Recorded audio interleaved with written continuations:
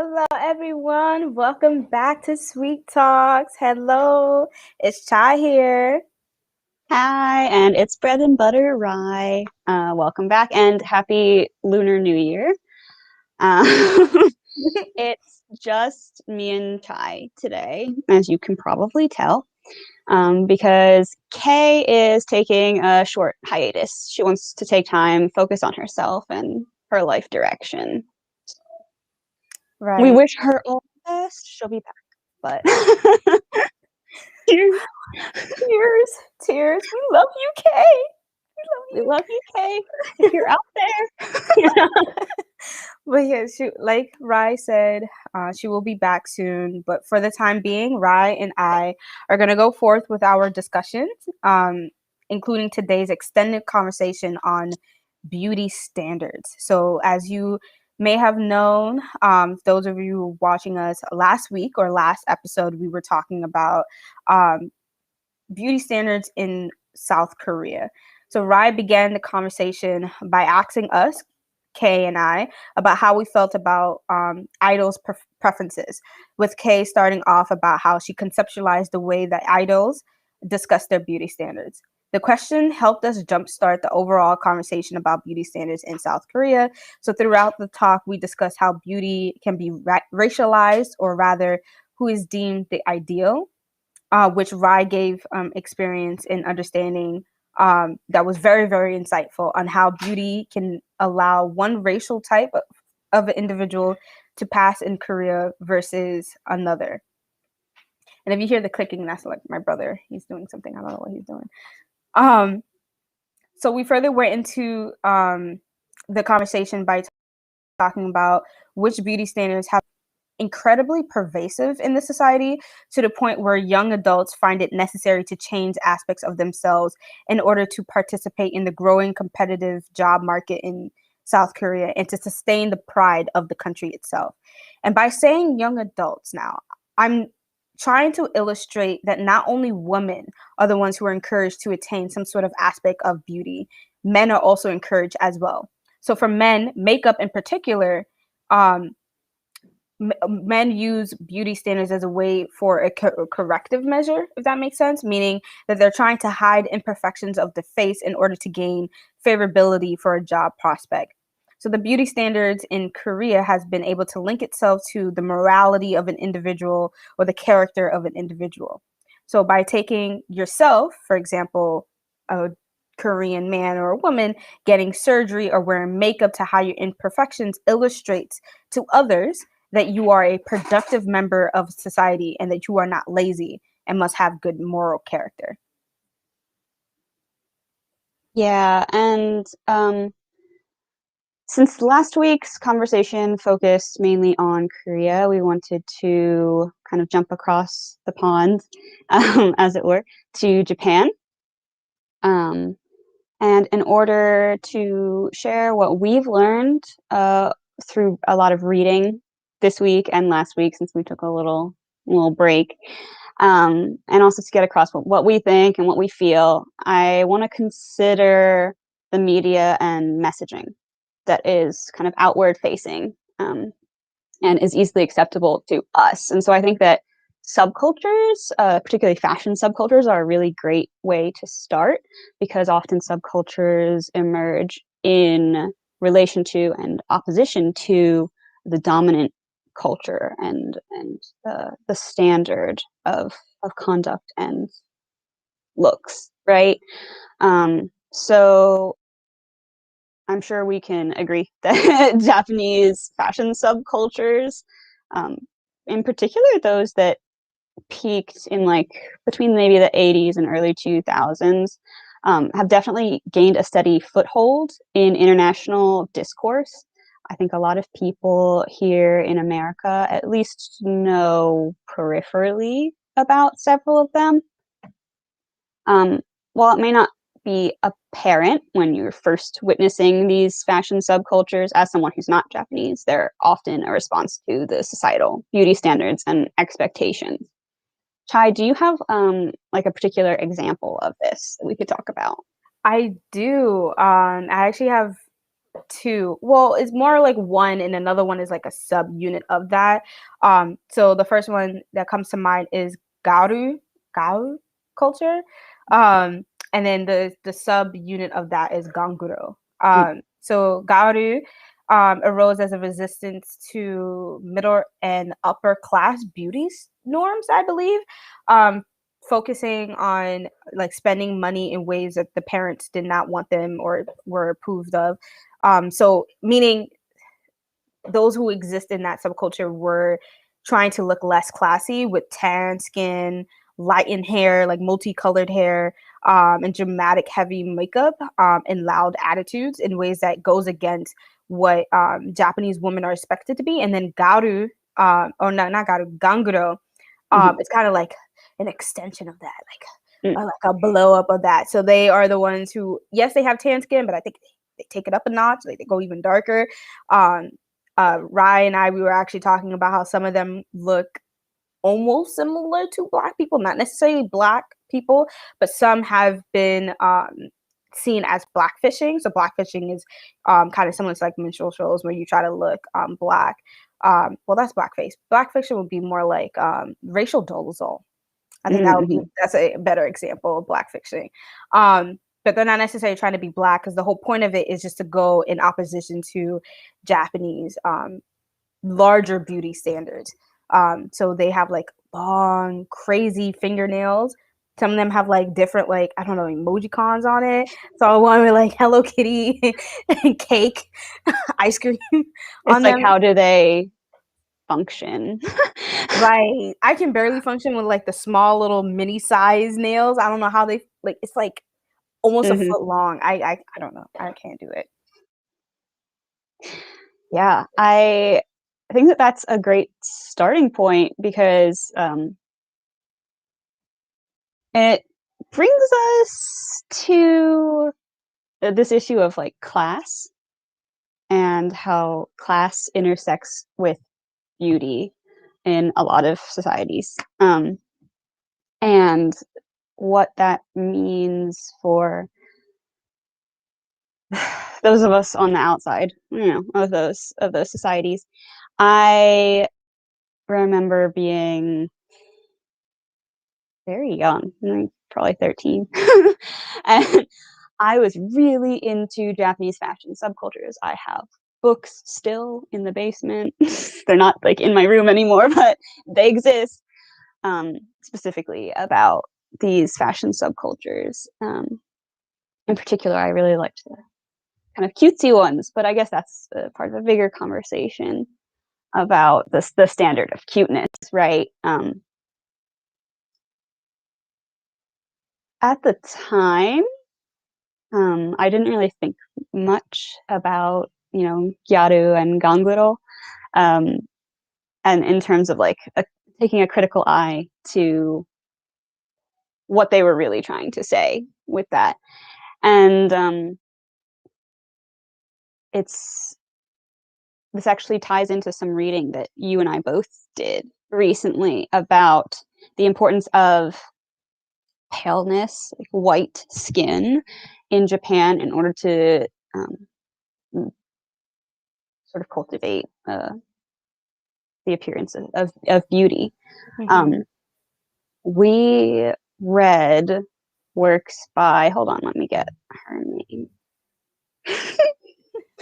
Mikiko Ashikari, Yeah. um, who wrote about, she's an anthropologist, I believe, who wrote about Japanese beauty standards surrounding whiteness in Japan and how Japanese men and women understand their skin and skin tone. Right.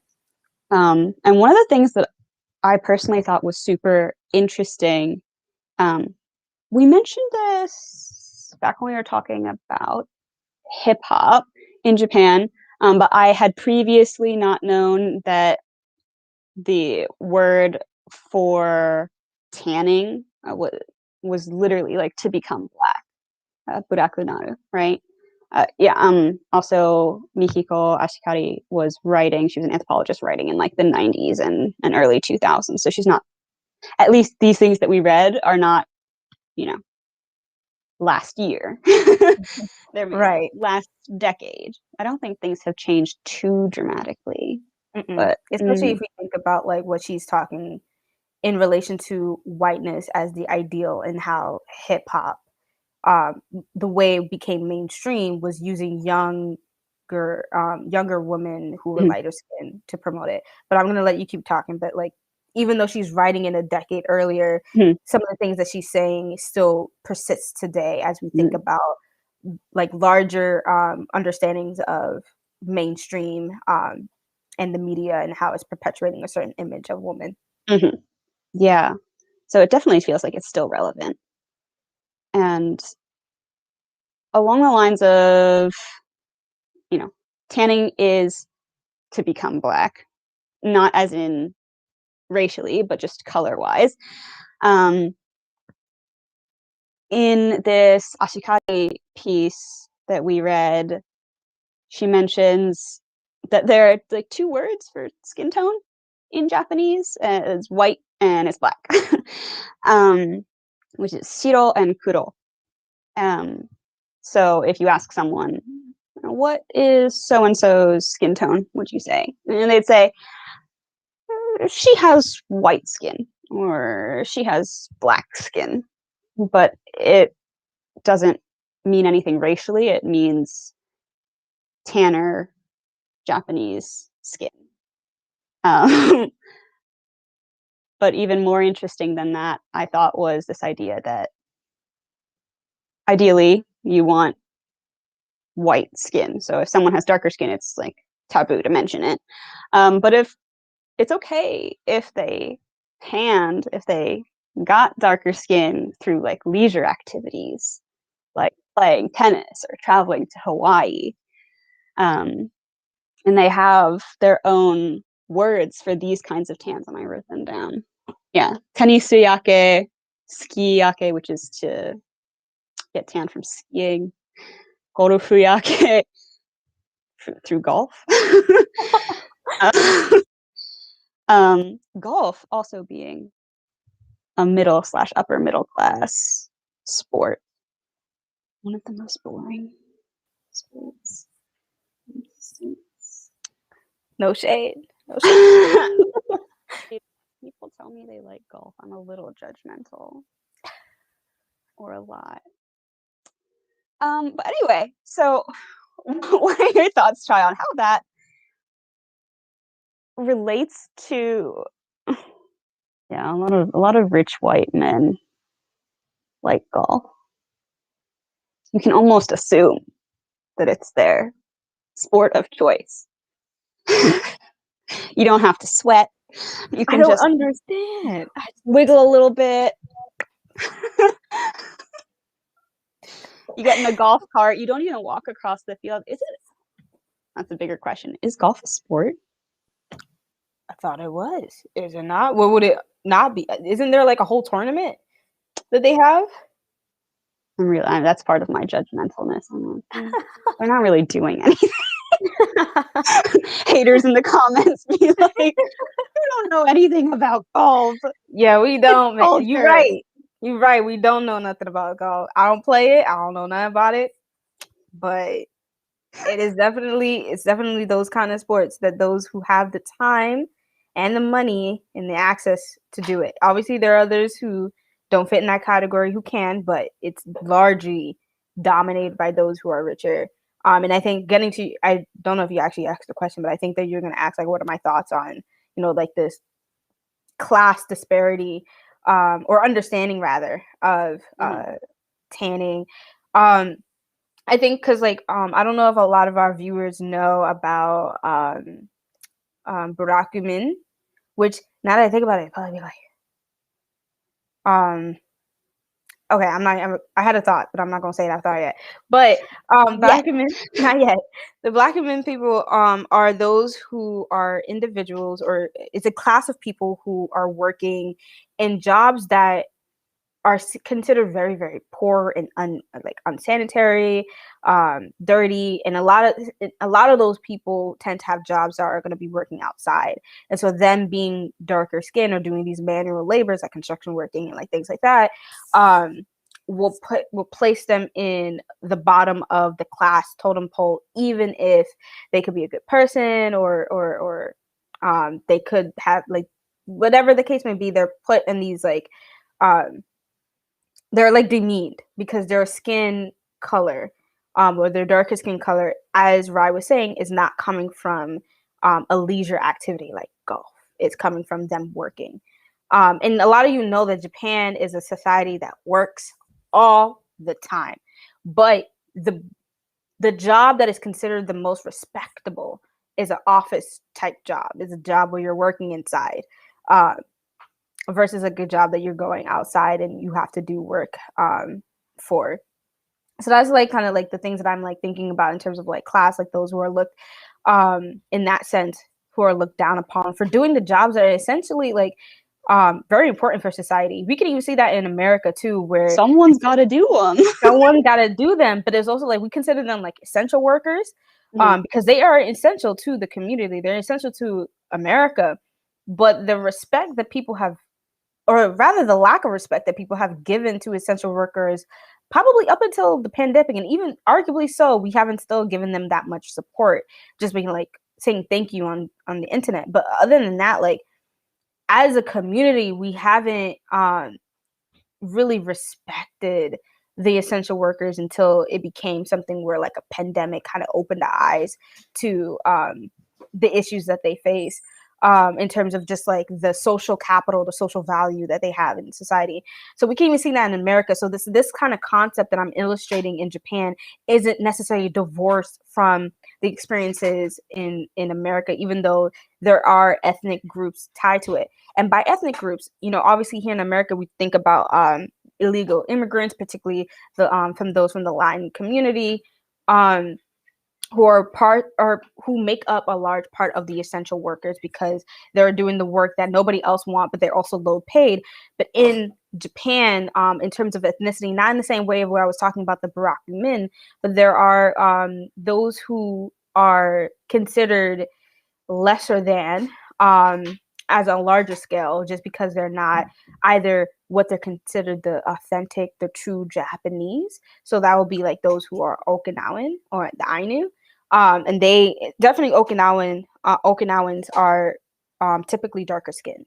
Not completely darker skinned, like they're not like looking like me or those who are Hawaiian, but they are noticeably darker skinned than those who are Japanese. And because they're born with it, they're automatically placed on a larger scale. Because obviously, I just want to make sure that like that we're generalizing, that there are differences or nuances that could be touched on.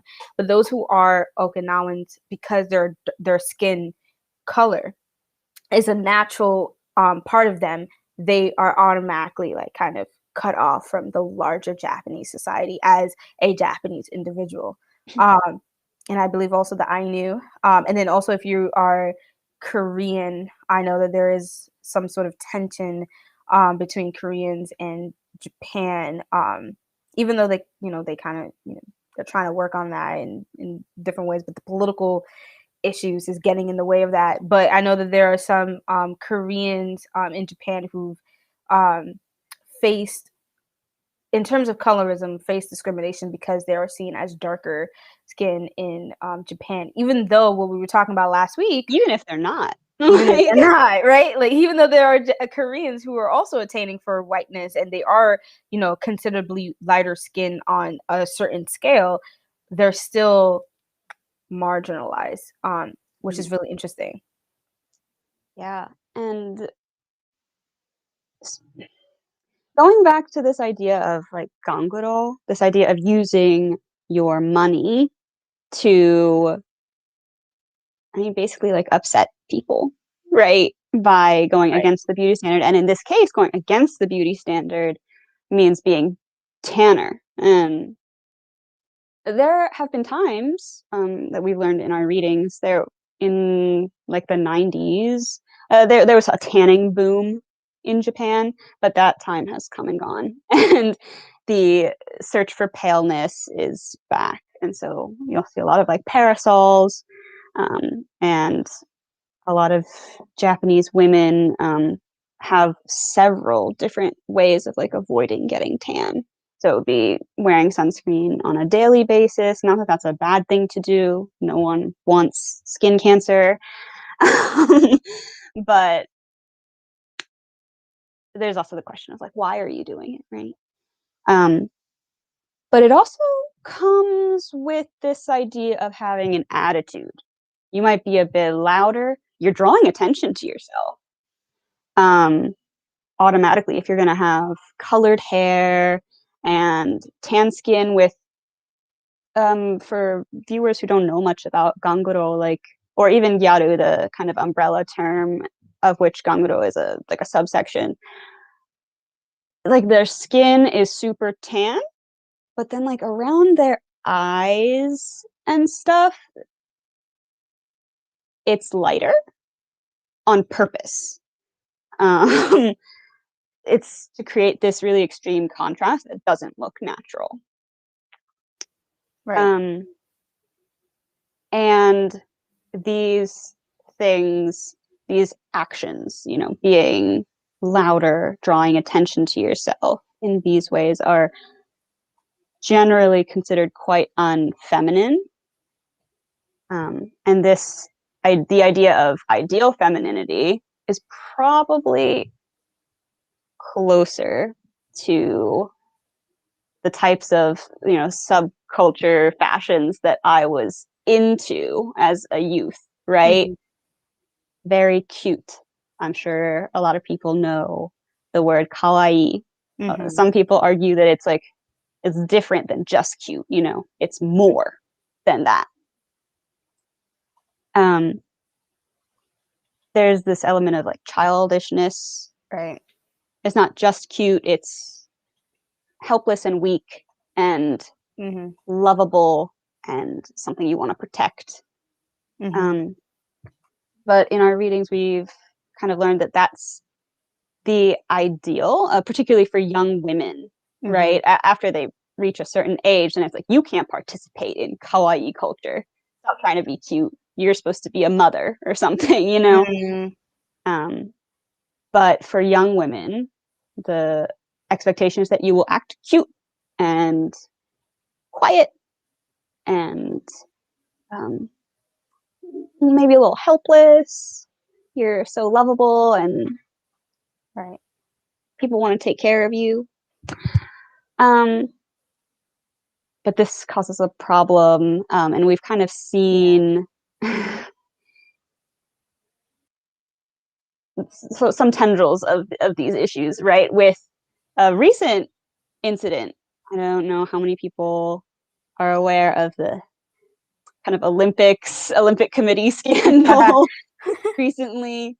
The like executive chair of the Olympic. Actually, you can explain it, Chai, if you want. Oh yeah, sure. I don't remember his position. I think it was like the executive chair of the Olympics. His whole point. Okay, let me just tell you what happened. So what happened was that a couple of weeks ago, he was having like a talk, like a presentation, something, and in it he had said or expressed his upsetness about the fact that in meetings, he felt like that Japanese women talked too much, and it was a nuisance. It was annoying. And then because it got international attention and a lot of people were talking about it, he actually recently stepped down and there's been questions about who's going to replace him. But here's the thing about this incident, right? He said what he said, right? He said that, you know, Japanese women talk too much and he felt that that was annoying. But so that happened. And then there was a Japanese woman who created a petition to get him out of office, right? To get him his seat removed or just him out of his seat. And it got actually a lot of signatures. But the thing is, he probably wouldn't have stepped down or needed to step down if it wasn't for the fact that there were people who were threatening to quit working or supporting the Olympics. I believe about 500 Olympic volunteers said that they were no longer going to support or work in the Olympics because of what he said. And that caused like kind of like a threat to that financial security of the Olympics. And I think that because of that, he stepped down. He actually said that if my existence, not in these word for word verbatim, but he was saying in essence, if his existence is going to hinder the productivity or the success of the Olympics, then he can't be there anymore. He doesn't want to be a hindrance to anybody. But if that had not happened, if people weren't threatening the financial security of the Olympics to move forward in September, he probably would still have stayed in the seat. In fact, there have been other incidents over the years of people who've said a lot of sexist things, and they're still working. In fact, they've been promoted in higher paying positions. So this is my critique as well as hypothesis of what's happening. That the issue now is who's going to replace him, and then that we're talking about replacing him with somebody who a lot of people consider to be worse. I don't know much about the background, so I can't say more about why they don't like him. But he actually got disallowed. Like they don't want him anymore. So they're gonna try to find somebody else. I think they're gonna try to find a woman, or I know that there's also attached to finding a replacement for this man. Is they have created a cabinet where there's gonna be 50 men and 50 women, to ensure gender equality or gender equity. We'll see how that turns out. But that was the issue, and the reason why I was thinking of this, and I think another reason why Rai was bringing it up is because what we're talking about, these gender roles in Japan and like the behavior aspects of like acting cute, is tied to gendered expectations, right? And what a woman is expected to do and what a woman is expected to be. And Rai made a great point about how like at a certain age you're not expected to be cute, but at the same time it also depends on where you're working. So if you're working in an office, for example, you're not expected to be cute, but if you're not cute, you get demeaned. And I want Rai to explain that a little bit, because we were actually talking about this in our pre-talks when we get ready to talk for our live, and that she made that comment, and I want you to explain more about that phenomenon, because I thought that was really, really interesting. Yeah, well, so the reason why I think that the Mori situation is a really good example of this is that part of being feminine in Japan is this expectation that you're going to be cute. But in order to be seen as professional, you're not supposed to be cute. You're supposed to be serious. You're someone who can get the work done. So if you have women working in a business setting, they're trying to make their voices heard, they will be demeaned in another way, because this is not, the men would see it as like, this is not their place. This is not their role, right? Like,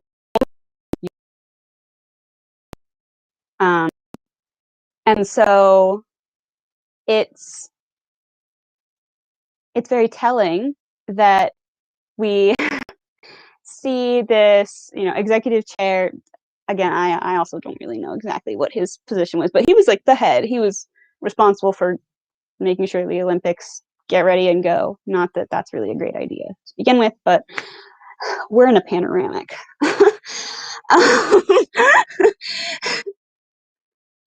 um, but he was in charge, and I have a sense that the women in these meetings would not have had to actually speak that much in order for him to think that they were speaking too much.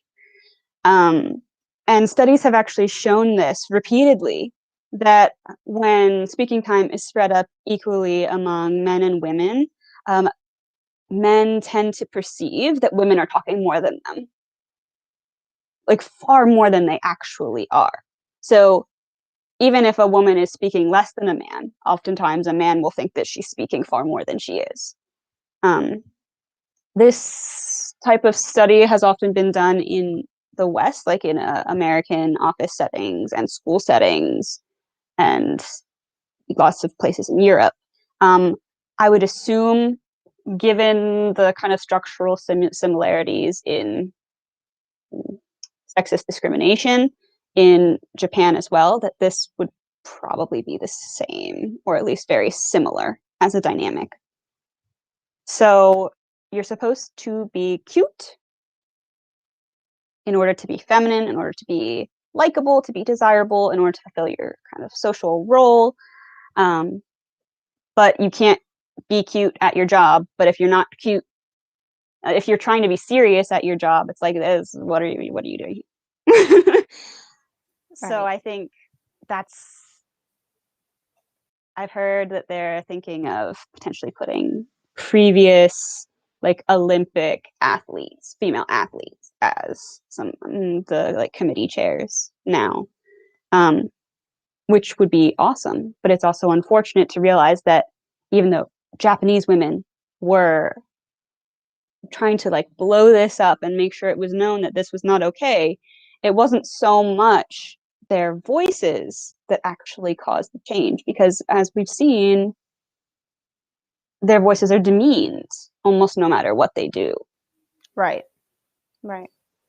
Yeah. And I think that I'm not, well, no, I am. I know why beauty standards are often so much tougher. And I I know from a Korean friend that in Korea there's a saying that like men are responsible for the strength and women are responsible for the beauty.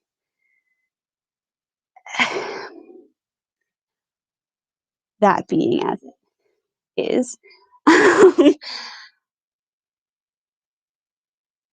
We also, you and I, Chai, we're looking into how these kind of behavioral standards and body standards and things like that play out on a kind of ground level. We were watching some videos this week.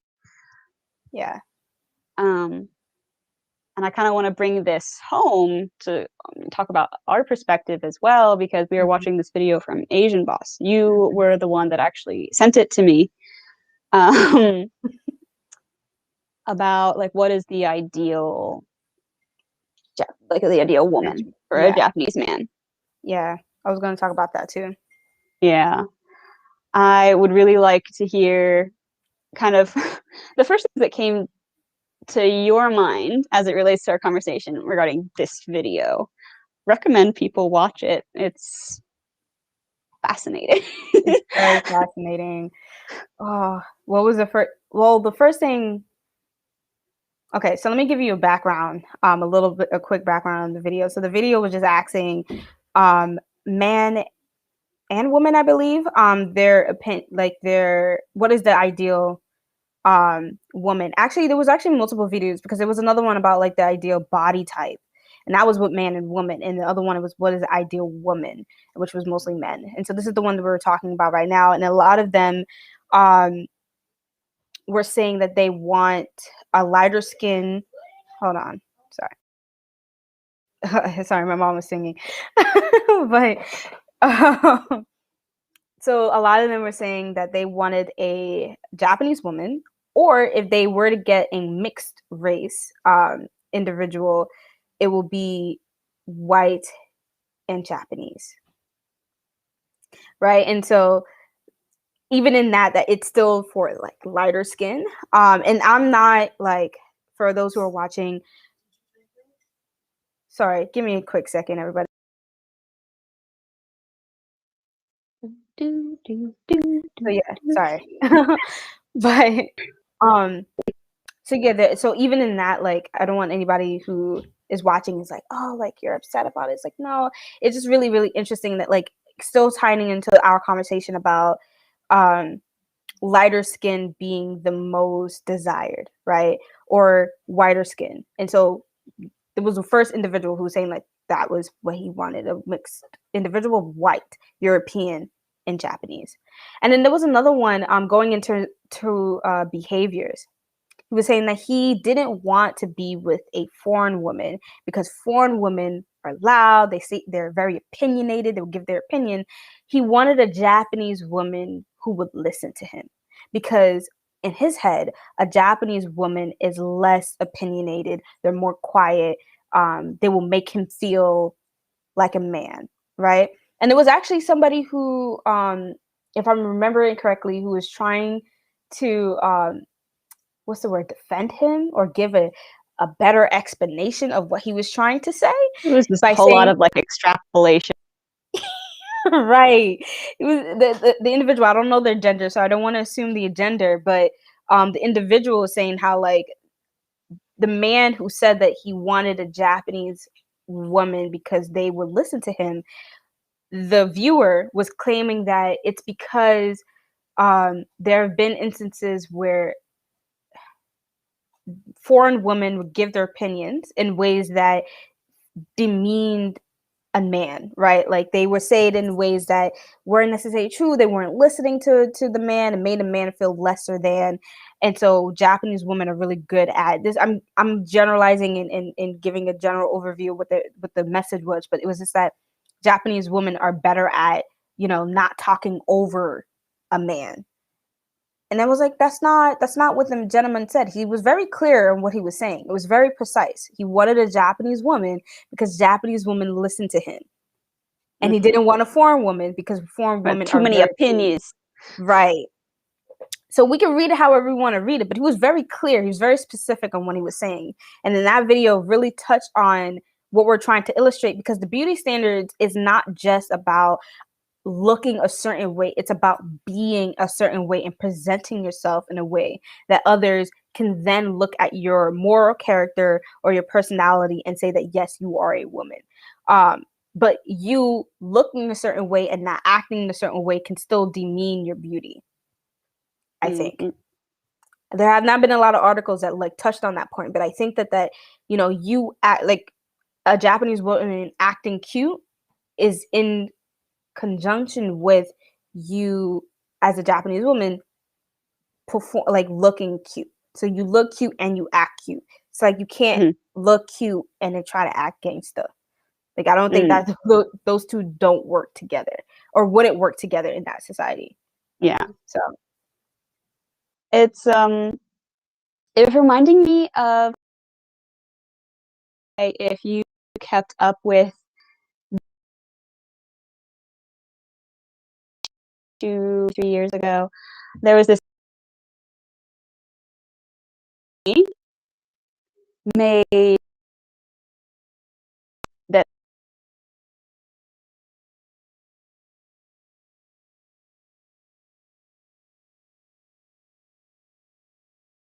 this caused one particular.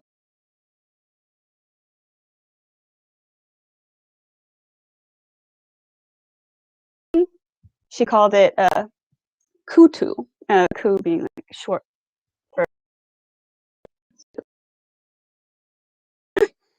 and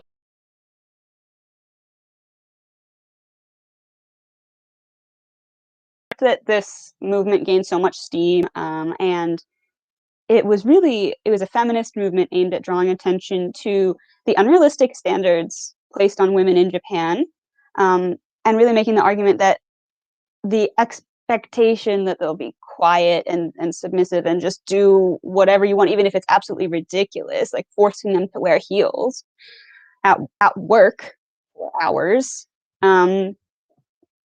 like they weren't just going to stand by and let that happen, and that they were not what the larger society tries to make them out to be, this just follower. um, and that woman who started the movement actually got so much backlash, because I want to be really clear that like there is a booming feminist movement in Japan. There are advocates, against these, standards and norms that subjugate women a lot of the time. It's not like we're coming in here with our Western perspective being like, the way you're doing society isn't right. Rather, there are women who have been fighting for the right to their opinion, for the right to live the way they want and to not be forced into, either cute or mom roles, who advocate for better childcare so that they can continue to work instead of being housewives, because childcare options in Japan are a whole can of worms. It's a mess. And so the point being, there's this image of Japanese women that it seems the Japanese man in that video had as well. And that Japan and Japanese media kind of pushes abroad. So in America, you'll hear particularly men talking about how they want like a Japanese, like nice, docile Japanese wife. It's actually hard to say that. It was like a little skeevia.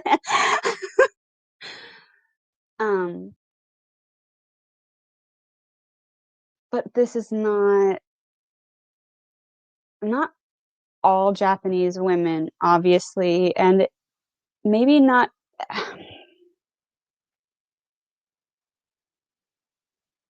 Do you know what I'm trying to say, Chai? Maybe you don't.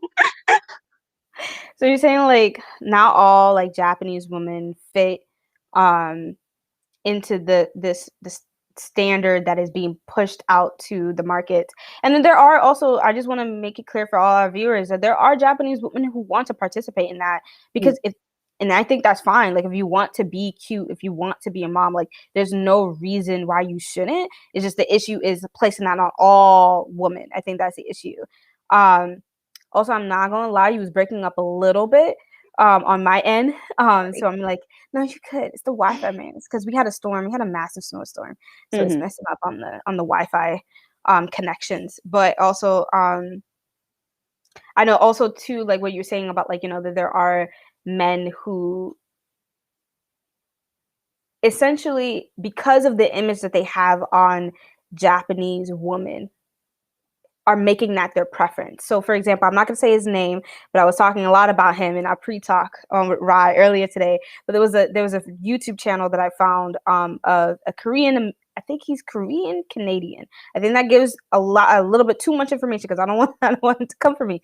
I think he's very attractive. But what he was saying was really interesting, because he had a video where he was talking about himself, and he said that one of the questions was, what country do you want to go to, right? And he said he wanted to go to Japan, and the first few things that he said is because they're cute, they're adorable, they're small. And I'm not going to try to read too much into it, because I know he's a 6 foot something man, but the idea of Japan being cute is a very big market strategy that has been pushed on a lot of people, particularly men, but also there are some women too, who hatch on or latch on to that idea of Japaneseness, that Japaneseness is cute. And you can see that in anime, you can see that in manga, you can see that in shows, you can just see that in just the overall like marketing of Japan in some sort of aspect, right? Because you could ask somebody what they think of Japan, and it's either sushi or cuteness. Oh, I love Hello Kitty. Right, exactly. So I think that that's what you were trying to get at, because Yes. Thank you. No problem, because I've noticed it too, and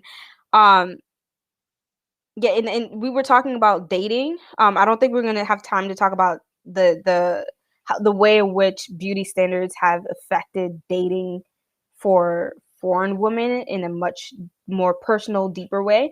I don't think we have the time to talk about it today, but I think that cuts into it, where because of this idea of cuteness that Japanese women are expected to play, you have a lot of foreign men who fetishize Japanese women for that.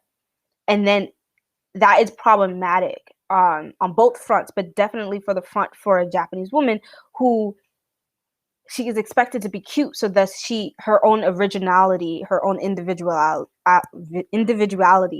is rendered useless or rendered non-important, because they are expected to perform this oh my god, like kind of thing, especially for younger women, those who are like the preteen, teens, and young adults, like kind of similar to our age, are expected to play that. And then after this one point, I'm gonna take a step back so Rye can jump in. But there was a video that I was telling Rye about, how I don't know if it was an ad or a music video. I don't know, and I don't know if it was a parody or a comedy skit.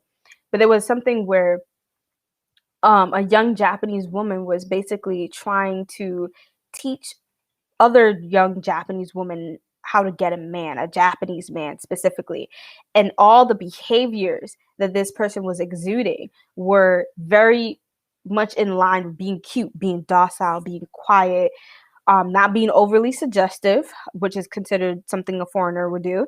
Like just like certain things that are just like, yeah, like, like make him feel like he's being listened to, or like smile, or like show a certain part of your facial features that it will be cute. So like cuteness is very, very integral to Japanese society. That like I think cute, and we didn't even talk a lot about youthfulness, but I think youthfulness is also tied into that too. Mm-hmm. Because that also goes in line with the makeup, the kind of makeup, the lightning, and all that stuff. Like cute, youthfulness, they kind of go hand in hand together. Yeah. I wanna be clear, like clearly I have nothing against cute things. Yes. Um, but there's this strict idea, like Japanese femininity in Japan, that includes, as we've talked about, kind of whiteness and docility and cuteness. And this kind of it creates a barrier um, for understanding Japaneseness on a more interpersonal level and an experiential level. Like there's often this idea that someone who is not those things could never be proper Japanese. Um, Often, a hafu is not considered fully Japanese, in particular black hafus, because they probably darker, right? And that's not Japanese, that's not feminine, that's not all these things. But that is an extremely outdated idea of what Japan is. There are black people who have been living in Japan for their entire lives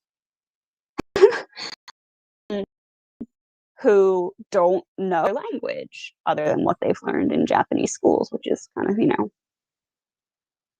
it's, but it's not like practical English, it's like test English. I don't use test English. And they probably won't either. um,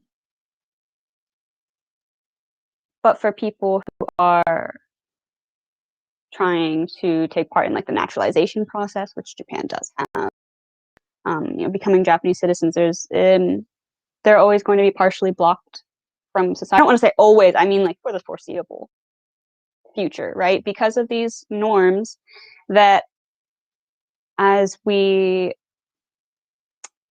have like read and kind of studied this week, we see that they are limiting to like ethnically Japanese people, in particular women, and people of other racial backgrounds who share a love and experience with Japanese society. And I know Chai viewers might not know this, but pretty soon you have a job lined up in Japan. I know that we have to go soon, but that has I think that this conversation becomes more and more relevant the closer we get to actually going, whenever COVID. Right. You know? COVID, man. So I'm sure this has like a very real kind of implication for you when you're thinking about your future professional in the global workplace. Right. Which is also interesting that you brought that up, because like as I was saying in our previous talk, in terms of like our pre-talks, so for our viewers I'm going to say it again, but like for foreign women versus Japanese women, there are like different expectations that are placed on us, right? Meaning, as a foreign woman, I'm like half expected to do what Japanese women are expected to do, but I get leeway for not doing it because I'm not Japanese versus a Japanese woman, right? And I think that that is particularly interesting, which also makes sense. Like if you're not part of the culture, you can't be expected to know what to do within the culture. But I think what we're talking about in terms of beauty standards and expectations of women becomes much more put on the forefront when we think about dating. And we only have 1 minute left before we got to clock out. But dating, I think, is where I haven't experienced dating in Japan because I've only been in Japan once in my life, and that was in 2018 for summer exchange. So I didn't really need it to date, but I've had conversations with other people who have experience with dating. And what they tell me in terms of beauty standards and expectations based off of their race, ethnicity, is very interesting. It's nuanced, definitely nuanced, but the beauty standards, in terms of how they look, is also in conjunction to the expectations that Japanese men have of a particular race. So, for example, if you are European, you may not be held to the expectations that Japanese women are held, but you are held to the expectations that they perceive of you because you're European, versus if you're Black, versus if you're Latinx. So that's also something like keep in mind that like even though like because you will never be Japanese, right? You gotta get that out of your head. You will never be Japanese.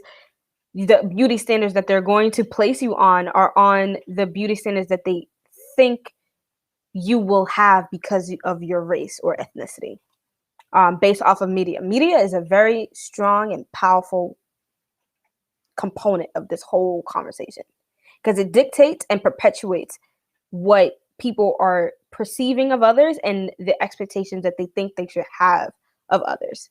It's very, very powerful. Yeah, and I know that we got to go, but you just made me think of this kind of predicament where if you are a foreigner or a foreign looking individual in Japan, your choices, like you said, like kind of expected to act the way a Japanese woman would act, but also you're given more leeway if you don't. Those two choices have even bigger implications, right? That if you do choose to, you're the good ones. And if you don't choose to, you're representative of all foreigners who look like you. Right. And the problem is your foreignness.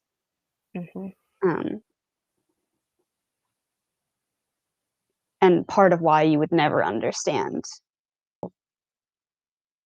There are Japanese people who also critique these elements of society. Yes. Yes, there are. I'm wondering if we should continue the conversation next week because originally we were going to actually go into a conversation about plastic surgery, because plastic surgery is also a big component on the beauty standards. You can see that in South Korea. We mentioned it a little bit before. We haven't mentioned it in terms of Japan. I don't know much. I have to act honestly, to be really honest, I have to do a little bit more research on plastic surgery in Japan, but plastic surgery is a big thing in Asia, and it's linked to the larger understanding of what the ideal beauty is. And we've been talking about it. We've been saying it over and over and over again in this episode and last episode. The understanding of the ideal beauty is thin, light or white, baby youthfulness. Japan is cute, but I think that there's different variations in different Asian countries. I don't know if South Korea is particularly keen on the cute, but just as long as you're youthful. But other than that, it's really thin, light or white, or youthfulness. That's a very, very key. And plastic surgery is a very big component of that. So that's what we were thinking of talking about. But let us know if we should continue this conversation in terms of going in the direction of talking about dating and beauty standards as it relates to that, or hop on to the plastic surgery. Yeah, let us know. And again, happy Lunar New Year to those who celebrate it. Eat some delicious food. Most of you, if you do see it, it'll be after the fact. I hope it was a nice time. And please like, subscribe, comment, and we'll see you guys next week. We'll see Alright. y'all next week. And sorry for the noises, y'all. Sorry. Bye.